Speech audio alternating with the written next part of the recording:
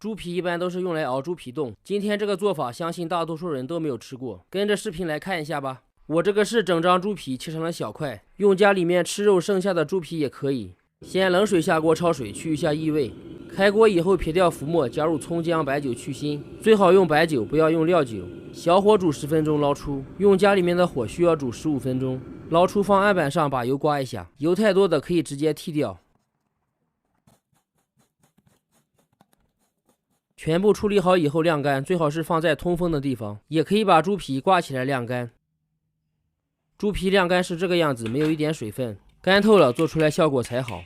烤箱200度预热10分钟，把猪皮放进去，在200度烤15分钟，至猪皮完全膨胀。是不是感觉很好玩？前面是猪皮朝上，现在是猪皮朝下。猪皮朝下比猪皮朝上的膨胀效果要稍微差一些。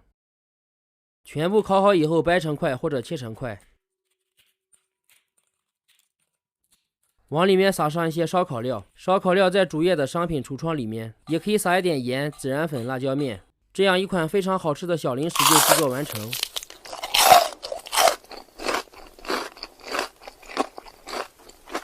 剩下的猪皮加入冷水浸泡，上面压一个盘子泡软。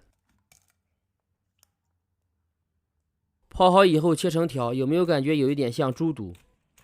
全部切好以后焯一下水，这样吃的时候更清爽。焯1-2分钟，倒出空水。锅里放油，下入葱姜蒜炒香。接着加入一勺香辣酱，没有可以放豆瓣酱，炒出里面的红油。再下入青红辣椒炒至断生。倒入一半焯好水的猪皮炒匀，另一半一会儿做个凉菜。炒匀加入生抽、盐、鸡精、白糖，盐一定要少放。再加入少量老抽炒至上色，水不要加太多，有一点就可以。炒匀以后就可以出锅装盘，这样炒的猪皮下酒又下饭。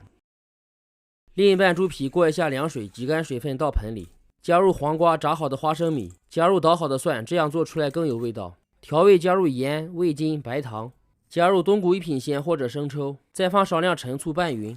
里面还可以加其他配菜，比如木耳、豆腐干、香芹、洋葱等。3种做法供您选择，喜欢的朋友可以试一下。点头像进主页，还有更多美食视频。感谢大家的关注和支持。